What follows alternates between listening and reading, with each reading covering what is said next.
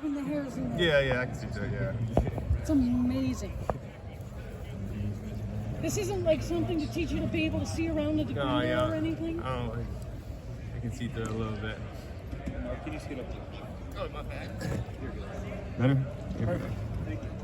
Marvin, Kyle's now started 7 games. Where do you think he is in terms of his development? There's been some ups and downs, but what do you think he is? How confident are you guys in him?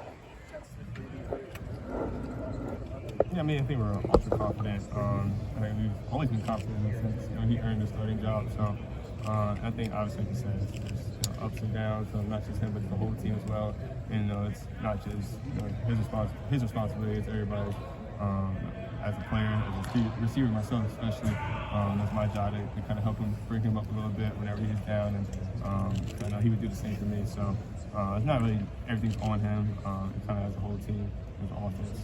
And I know that you wanted to be a leader. You really made sure he was just like everyone until you were actually the guy. I've seen him grow in that role. I think Kyle's a natural born leader. So I've kind of seen it since high school. So like every time the Kyle questions come up, like how have you seen him grow or change? It's like I know him since he was 15 years old. So and nothing's really changed with me, just because I always know who he was. So he's been the same guy to me as a leader.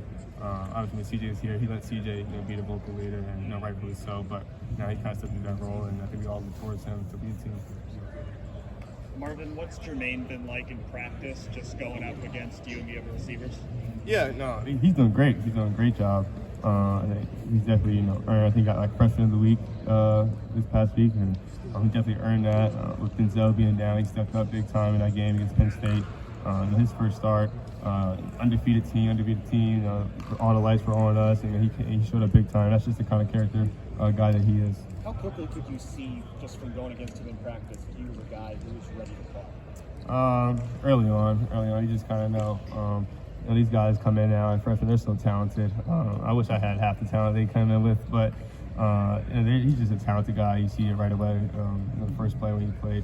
What is it when you say that about a corner, what is it that they do that sets them apart in that regard? It makes you talk about him like that. Just physically, what can he do, like against you? You understand? First you got to start with his mentality. I think that's really what separates him from other guys. And he just has a dog mentality, and he's going to go out there. He's going to compete each and every play. And obviously, he's super quick. He's not probably the biggest corner, but he's super quick and get in his breaks really well. A smart guy, plays his leverage. So he's just a very technical guy. Marvin, coming off a game like last week, everybody thinks a natural tendency is for any team to sort of drop off a little bit, intensity standpoint. What is your sense after these 3 practices so far this week, where y'all are in that regard, going against a team that's only lost twice itself? We just got to keep building. Obviously last week was a great win, and had a pretty good season thus far. But even offensively, we didn't play great last game.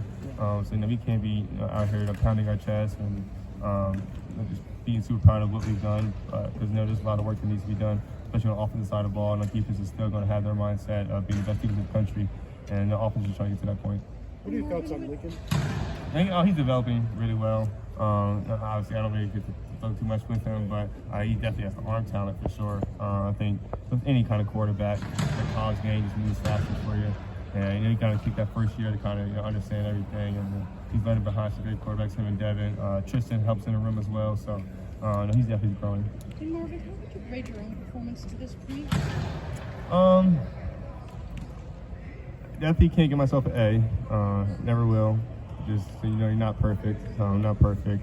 I'm just trying to do my job, and to this point, I think I've executed sometimes. Probably could have executed better in other areas. So I'm continuing to grow. I really couldn't give myself a grade at the moment, though. How many catches? You played more in the slot the last few weeks with Emeka being out. Is that really just because you don't have Emeka and then they want to fill that need in the slot, or do you feel like you guys are showing something where you can line up there that creates mismatch? I think it's just creating mismatches. I think when you put me in the slot, it definitely makes the defense have to think a little bit. Especially your corners, do they stay on the outside, or does your best corner come inside and want to guard me in the slot? So I think for defense, definitely presents a challenge. The man zone tells helps out a lot. So I think it's just, it's easy for Coach Day to kind of keep some defenses in. And with me in a slot. Marvin, When you go back, when you go back and when you go back and evaluate like your film from Saturday, I think you played like over 2 dozen snaps in the slot. What have you learned by watching film of yourself in the slot versus outside? Like, what are the things you kind of notice and take note of? Yeah, I mean, definitely outside, get a lot of press coverage in the slot. Penn State actually pressed a little bit in the slot, but you don't really see that in the slot too much. Usually it's a different kind of release that you have to use when you're in the slot. So it's just enhancing all my skills and being able to play anywhere. I think I take a lot of pride in that, showing my versatility. Marvin, what would be a dream catch number for you in a game? Have you ever even thought along those lines? No, I haven't. Have you ever felt like you were overused in any game? You're Oh no, never overused. No, never overused. I don't know the dream catch number.